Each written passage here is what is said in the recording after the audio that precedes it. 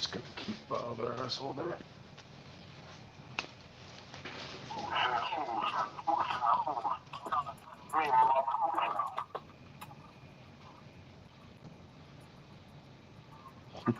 That's those. Hello, Hovey Podcast Nation. This is Matthew Hovey here today with Trevor Scott Laughs. How are you doing, Trevor Scott? Oh, I'm doing well, Matthew Hovey. How you doing, man? Good. Thank you for coming on today and talking about comedy. Yeah, absolutely. It's my favorite thing to talk about. So, what inspired you to get into the comedy business? Yeah, so I would think that for me, I was kind of just at a low point in life. I was sick, on dialysis, waiting for a kidney transplant. It really didn't have a lot going for me, but I've always been a writer. And I thought, well, maybe if I get up on stage and kind of talk about it, I did it more as a coping mechanism than anything. And then one thing led into another, and now it's a job. So it's amazing. Laughter is the best medicine, they say. It is, and I completely agree with that. Although morphine's definitely a close second. Yeah, and unless you're having diarrhea, because then that's the shits and giggles. Yes, that's very true. Very true. I had that earlier before I came on with you. That's why I was late getting on here. So, who was your inspiration growing up in comedy? Uh, in comedy, I mean, there's a number of people. My number one, I absolutely love George Carlin. Oh, yeah. Just the master of logic, destroying you with logic. But people like that, actually, I think the first stand-up I ever remember hearing, one of my like older cousins, who I thought was like the cool cousin, the edgy cousin, the rule breaker, had a Dane Cook CD that I borrowed from her, Yep. and that's like I think the first time I ever heard stand-up was a joke about buying a cement truck. And it was a little just funny, like, oh, this is funny. All right, what's this? And then you kind of go down the rabbit hole, to the old heads like Carlin, Rickles, Pryor, Andrew Dice Clay, things like that, even up until modern Yep. times where there's people who are absolutely amazing that just still can constantly reinvent the wheel. And that's what I like about comedy. Amen. So, what shows have you like famous people, famous comedians have you been to? Yeah. So I got the opportunity. I've worked with a number of people that I'm very grateful to have worked with. I've worked with Louis C.K. That was phenomenal. Other names like Cam Bertrand. Of course, I'm gonna draw a blank and piss everybody off. Brad Rigler. I actually had him on my show yesterday. Yeah, Brad's a great dude. I saw that. That's why I figured I'd name drop him. But yeah, just all over the country, man. Just working and kind of taking what you can from everyone. Maybe in the way they go about their business or something like that, and kind of just mold yourself into the best version of you. Amen. So, where where are you located? Where are you based out of? Yeah, so I'm originally from Cleveland, Ohio. I'm based out of like the Akron, Ohio area now. I'm a house comedian and house MC at both Crackpots Comedy Club in Massillon, Ohio, Funny Farm Comedy Club in Youngstown, Ohio, and also the Fort Wayne Comedy Club in Fort Wayne, Indiana. Actually, after we get off this interview, I'm gonna get in the car and I'm driving out to Indiana for 4 shows this weekend, so it'll be fun. Where are you performing this weekend in Indiana? Fort Wayne Comedy Club. Let's give a shout out to the owner. Yep, Chris Kettler, amazing guy.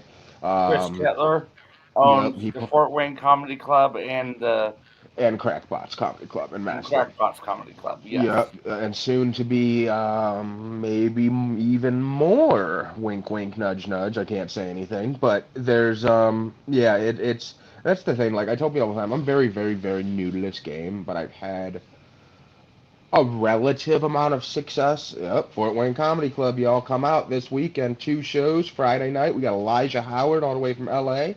And Saturday we got the hilarious my brother Pete Wolnick from Louisville, Kentucky, coming out to make y'all laugh. It's gonna be a great time. And not only that, but we also have what was his other one's name? Pete or Elijah or Clint James? No, the comedy club. Oh, Crackpots Comedy Club. That's right. Yeah, Massillon, Ohio. But yeah, I was just very blessed early on to kind of fall into like Crackpots and Funny Farm and Fort Wayne and just meet the right people. And Yes. and a lot of this game is just meeting the right people and making connections while still being funny. Crackpots Comedy Club. I Last wanted to night, pull up the logos. yeah, dude, last night was the open mic night or free open mic night every Thursday. This is the fourth week in a row in the heart of like early spring, nice weather that we've packed the place, standing room only. That's Uh, amazing. yeah, just for an open mic. Just for an open mic? Just for an open mic. Wow. hmm Yeah, we have a That's really good scene down there, and I like all these. I like Crackpots because it's not. I don't know how familiar you are with like the comedy club dynamics, but it's not clicky. No one's trying to put anyone down to elevate themselves. I heard that they're actually going to be doing like a heckler night. Yeah, so I run a heckle mic once a month there. That's Sunday, and that's designed. I feel like a lot of times comics are on stage, especially when you're coming up and you're newer. You'll get heckled, you'll get a comment from an audience member or something, and a lot of, I'd say, greener comics don't know how to take that heckle and then get back to your set, get back to your material. You can't let the heckle become the show because if you lose control, you lose all credibility on stage. So you Amen. want to, yes. So that's what we do the heckle mic for, to kind of give comics a chance to get up there, let the audience just kind of go in, but by making it very clear, it is not a crowd work show. I don't want you to sit there and interact with the audience. I want you to handle the heckle and get back to your set. Yes. So, how do you handle hecklers? Oh, I'm just rude. Yeah, I put them down. There's always the fine line of not going too hard, but I think that if let's say if you're on a Friday or Saturday, a weekend show, paid show that you have paid money to be at, and you have one person being a disruption, one time it might be funny, you might get a laugh out of everyone, but if it continues, at that point you're ruining the experience for everyone else that paid.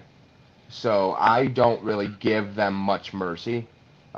I'll kind of make a point, I'll put them down, do an insult, a quick little dig or something, but then kind of reiterate, hey, shut the fuck up. Exactly. So, question: could you do some of your comedy for us? Yeah, I'll give y'all a couple jokes here. That's not a problem. Um, so yeah, I'll give you like 2 or 3 minutes. Excuse me. So I'm an overachiever, guys. You know, the average baby takes 40 weeks to come into this world. Me, did it in half that time. What's up? No, you gotta understand. That's right. 20 weeks. Take a good long look, because this is what you get when you order your baby medium rare. Oh, That's right. You can order your baby al dente. Yeah, sure. It might get here sooner. Doesn't mean all its organs are cooked. Doesn't mean it's not gonna come out looking like a Timu Ron Weasley. No, growing up, I was a sick kid. I was in and out of the hospital. There's things I talk about on stage some people don't like, man, but it's shit that's so real to me. Blood draws, IVs, needles. Some people get a little touchy about that stuff. Me? Doesn't bother me. It doesn't phase me. I've had more needles in me than Amy Winehouse and Demi Lovato combined. It's a lot of fucking needles, Matt. A lot of fucking needles. When I was 10 years old, I was blessed to receive a liver transplant, organ donation. Super important, super special to me. To all of you watching right now, if you are not an organ donor, please consider getting registered. There are millions of people out there not as fortunate as I was. And if you are an organ donor, then thank you. And please yes. continue to do your part by making sure you're the one who's drinking up and driving home tonight. head first collisions, guys. Don't be selfish, okay? That's all I'm saying. People need organs. All right, I think that'll do for now. Hey, I want to say something. Speaking of Yeah.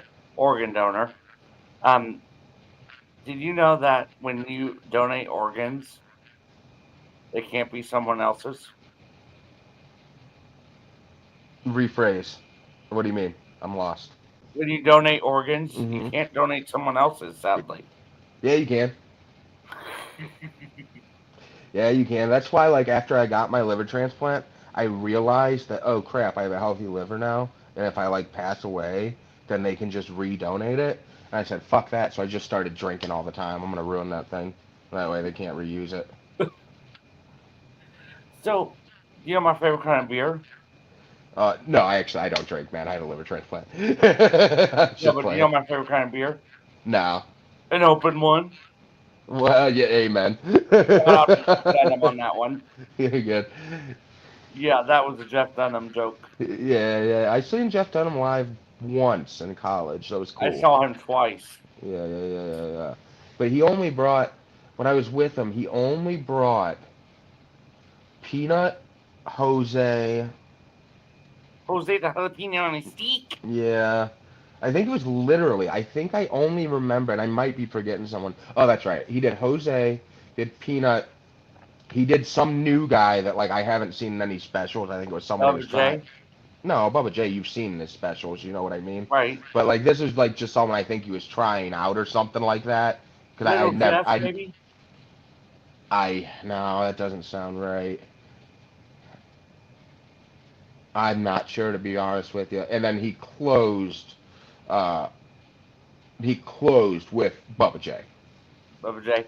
He didn't have Yeah, he mid. didn't have Ahmed, didn't have Walter. Man. Yeah, that night I saw him.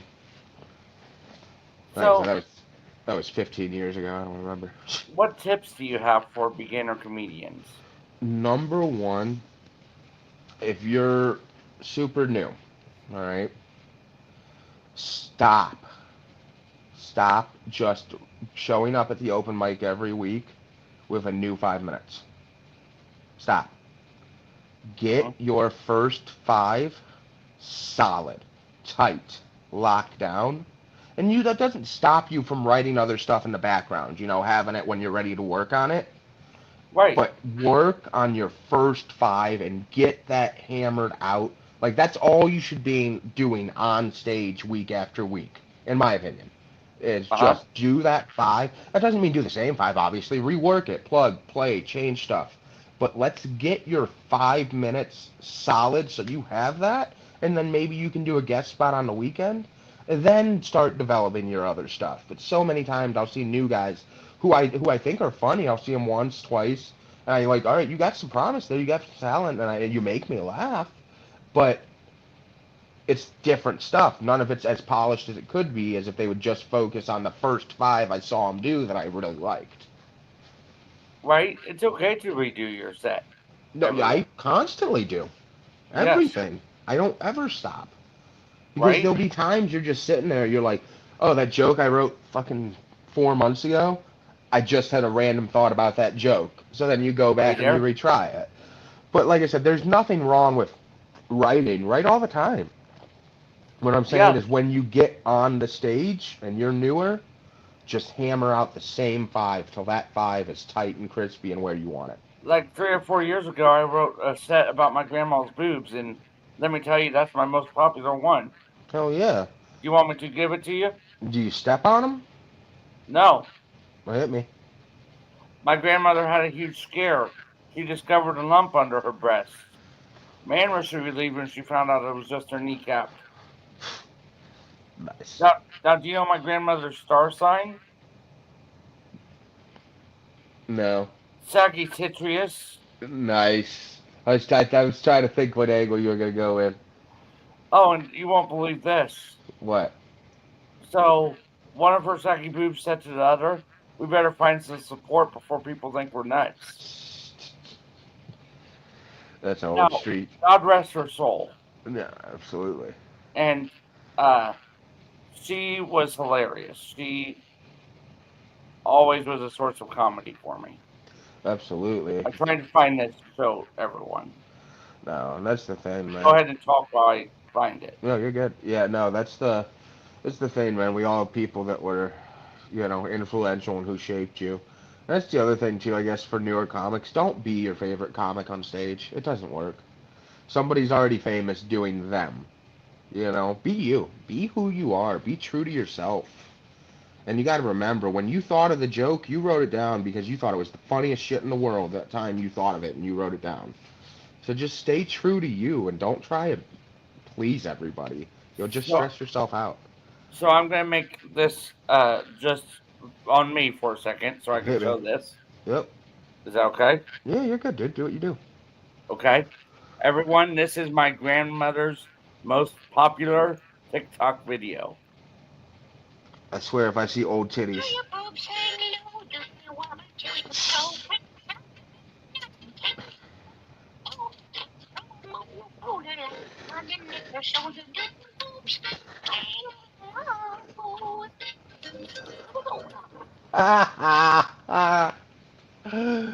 Your grandma had them knockers, son. I told you I wasn't joking when she discovered that lump.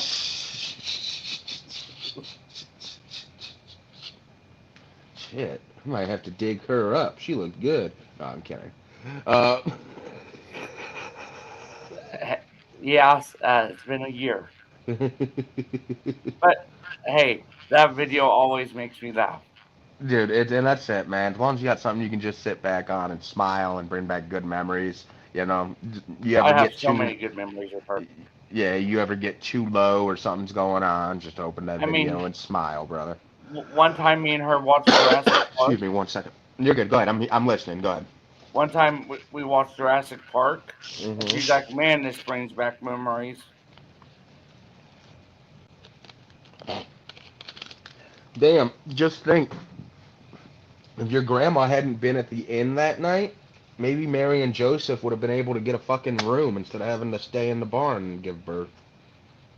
Away in the manger. So let me ask you this: Hit me. what inspires your writing? Life. Purely Life? my life.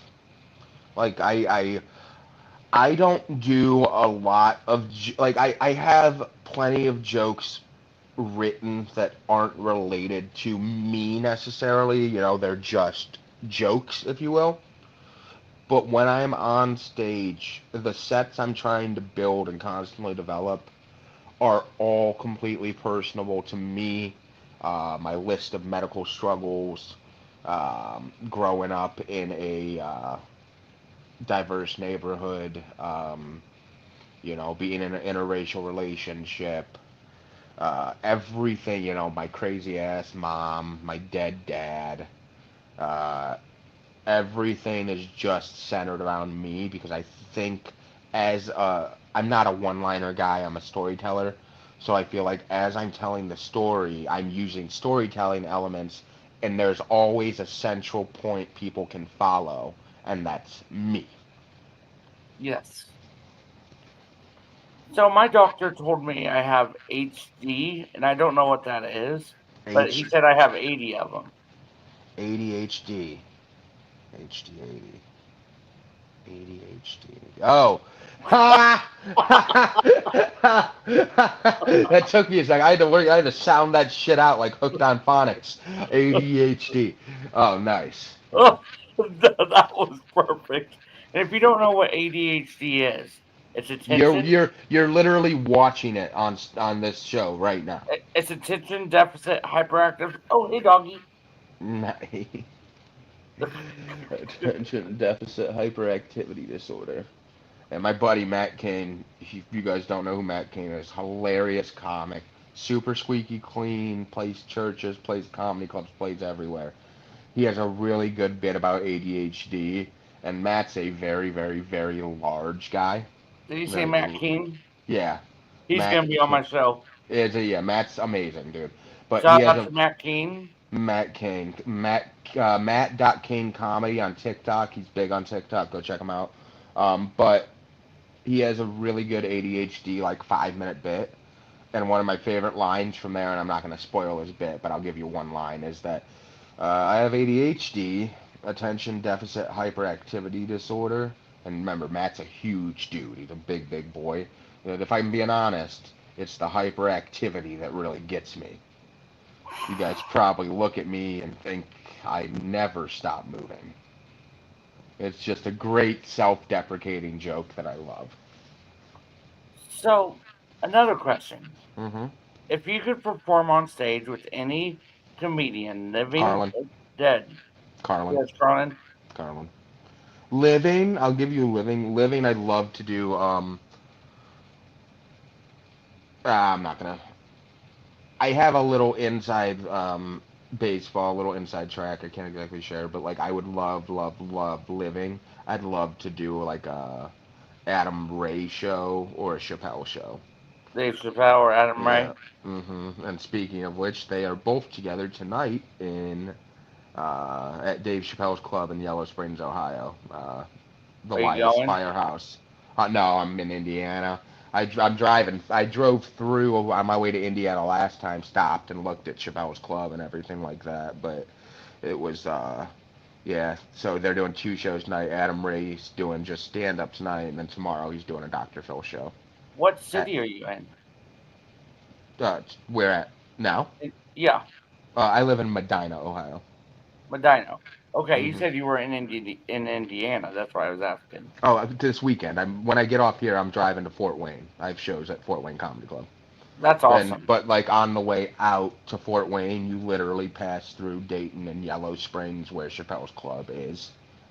So you said you're from Ohio originally, Yep, correct? from Cleveland, Ohio, born and raised. And by the way, screw your Pacers hat. I'm still bitter. Any NBA fans out there? We're going to the finals. You aren't getting past Boston. I'm sorry. And yes, Yeah, we are. Boston. Well, no, they did lose Tatum. I don't know if you get the Knicks. I think you actually might make it past the Knicks. But if Boston pulls a comeback, I don't know. But Tatum just got injured, so I have no idea. Hey, Pacers all the way. Hey, I'm with you. That's how I felt about my one seed Cavs. And then, first game, three of our players get injured for some hard fouls. But all right, I'm not, whatever. Hey, I do want to say you guys did do good. We tried, man. We did. We were just, and the thing that kills me, we had no injury problems literally damn near all season. That's why Right? we were the one seed. And it took one game with the Pacers to undo all that, you dirty bastards. Now, do you know why the basketball player went to jail? Why?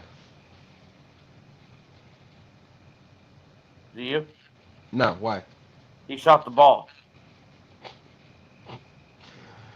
What do you call Can I do racist jokes on here? That's not. That's All not. right, that works. It's super funny. But go ahead. Um, do you know why the basketball court was always wet? Mm-mm. Because the players dribbled on it. Nice. Do you know the difference between uh, the Cleveland Cavaliers and the dollar bill? What? You can get 4 quarters out of a dollar bill. God damn it.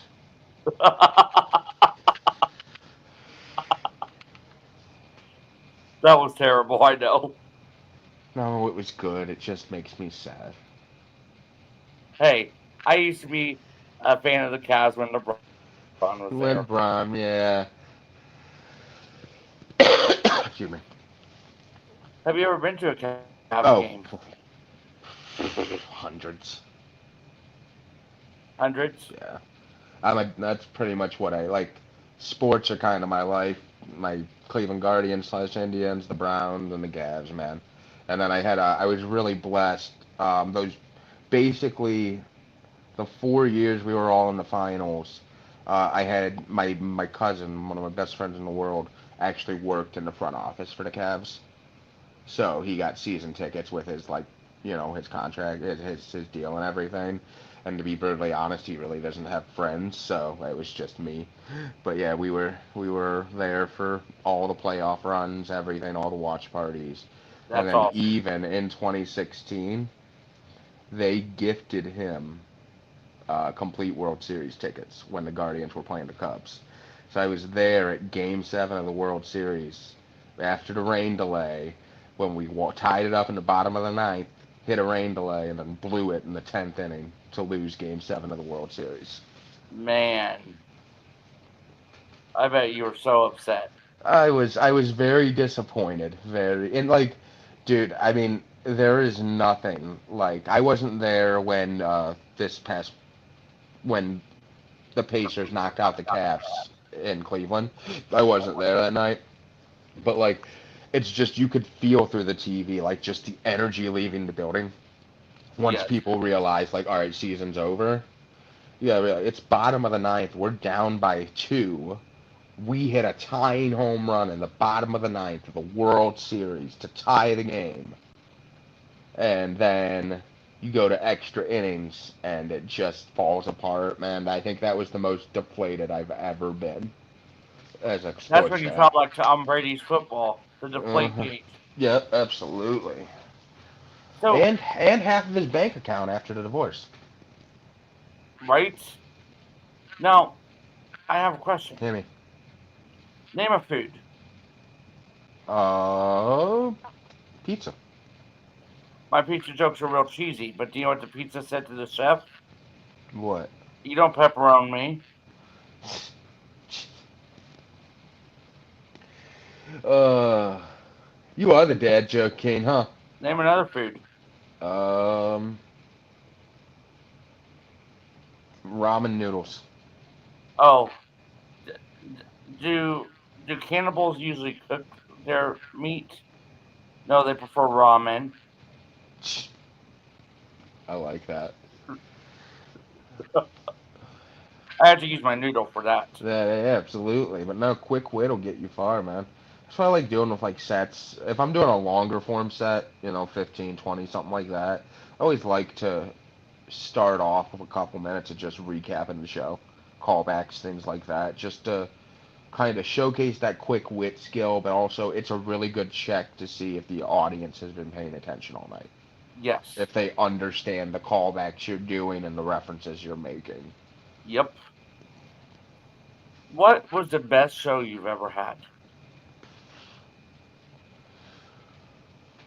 Based on what? Like personal feeling of performance, audience. A factor of everything. I've had a few really good ones. I am the event director for a nonprofit called Sad Team Six. We do stand-up shows all over. We're trying to break down the stigma surrounding mental health in our first responder community.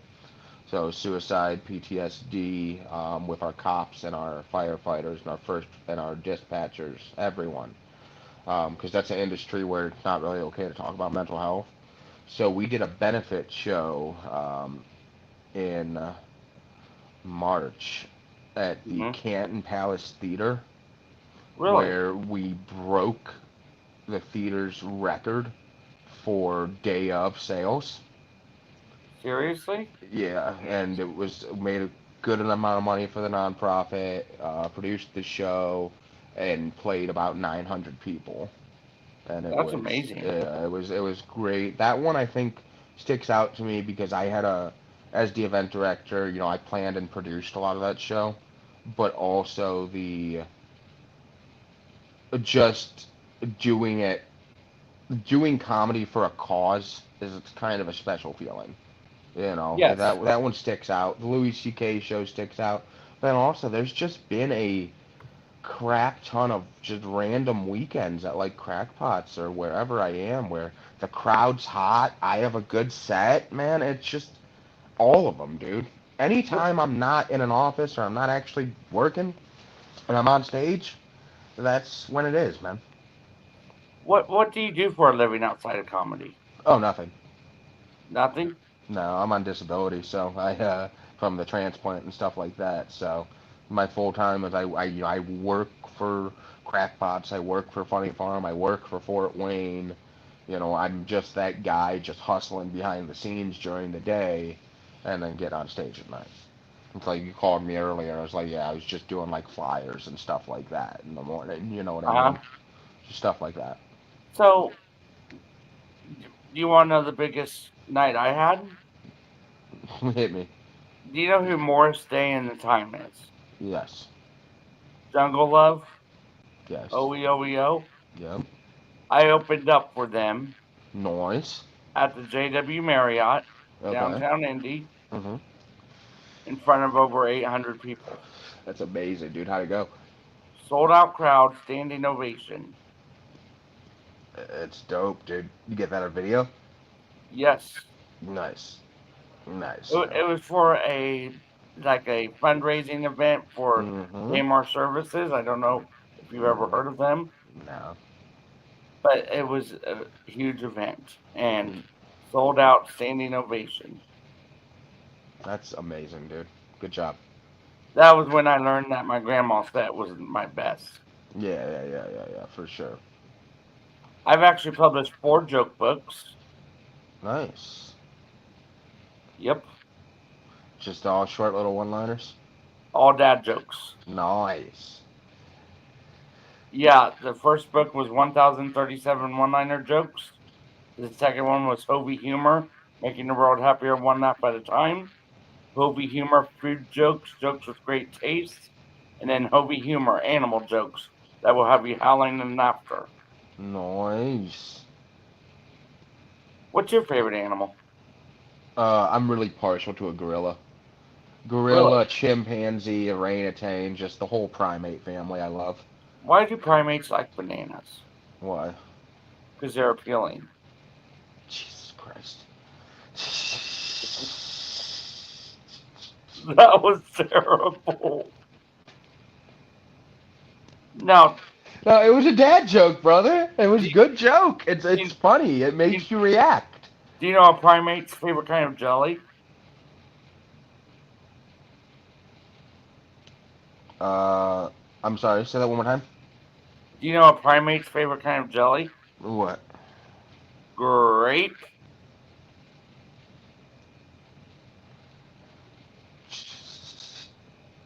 Where'd you go? I'm here. I'm sorry. I just got a text I have to respond to real quick. I apologize. Oh, okay. Yeah. Cue the Jeopardy music. Keep telling animal jokes. Okay, Cheetah. name an animal.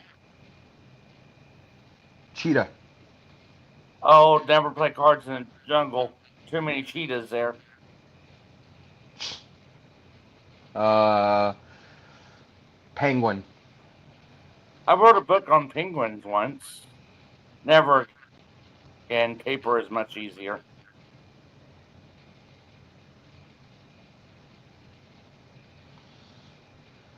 Did you get that? Yeah, I did. All right, I'm back. All right, we're back. There you are. Yeah, sorry. I thank you so much for coming on the show, man. And No, dude, it was great. I'm really excited to be a part of what you're doing, man. If you ever want to hop back on and just do like a sports episode or a WWE episode or anything like that, we already talked. I can bullshit about, all that for hours. yeah, Um, we could do that. yeah, that'd be great, dude. I'd love to come back. We'll make it kind of a thing. That'd be a good time. We can catch up on what's going on in the world, shit like that. And So, how can uh, people find you? yeah, please. So on Facebook, it's just Trevor Scott. I'm a ginger wearing a green sweater. You should find me. I should pop up. Um, on Instagram and TikTok, it is what you see on the screen here at Trevor Scott Laughs. And just look out for me everywhere, man. I'm kind of just going all over the country this year. I've been to 6 states already. Hoping to make that at least 10 to 15 by the end of the year. And just follow along, stay tuned in, and reach out. Don't be afraid to send me a message or just hit me up. We'll sit, we'll bullshit. I'm easy. I'm nice and easy. Problem is, so are all my ex-girlfriends. So, yeah, I'll definitely have you on again in the future. Cool. Thank you so much, Trevor Yeah, Scott. absolutely. Thank you, Mr. Hovey. I appreciate it. And I'm gonna hit the road and head over to Fort Wayne, Indiana. Check us out, FortWayneComedyClub.com. Tickets are still available for tonight and tomorrow. And then Sunday night, back in Ohio at Crackpots Comedy Club for the Heckle Mic. Come out, and the audience is going to tear your ass up. And shout out to Chris Kettler, the owner of all establishments. Here, let me pull up the. This is Crackpots Comedy Club. Mm-hmm. Everybody, Chris. Crackpots. Mm-hmm. And then we have the Fort Wayne Comedy Club. Woo woo! If you look them up on Facebook, there's the Fort Wayne Comedy Club. The Fort Wayne Comedy Club brings the fastest rising comedic talent to Northeast Indiana for the most affordable night out. Yep. Shows every Saturday, never minimum purchase required. Nope. Most shows are $15. Yep. So this weekend at Fort Wayne for Friday and Saturday, pre-sale tickets are just $15. They are $20 at the door. Well, Trevor Scott, I want to thank you again, and I look forward to having you on again in the future. Yeah, man. Hovey, appreciate it. Everybody out there, go ahead and clip this. Follow Hovey and the Big Hovey Podcast on all platforms. Subscribe to him on YouTube. Excited to be a part of it, and thank you for having me, man. Hey, thank you for being on, and I want to say have a great one. Yes, sir. You too. Alrighty.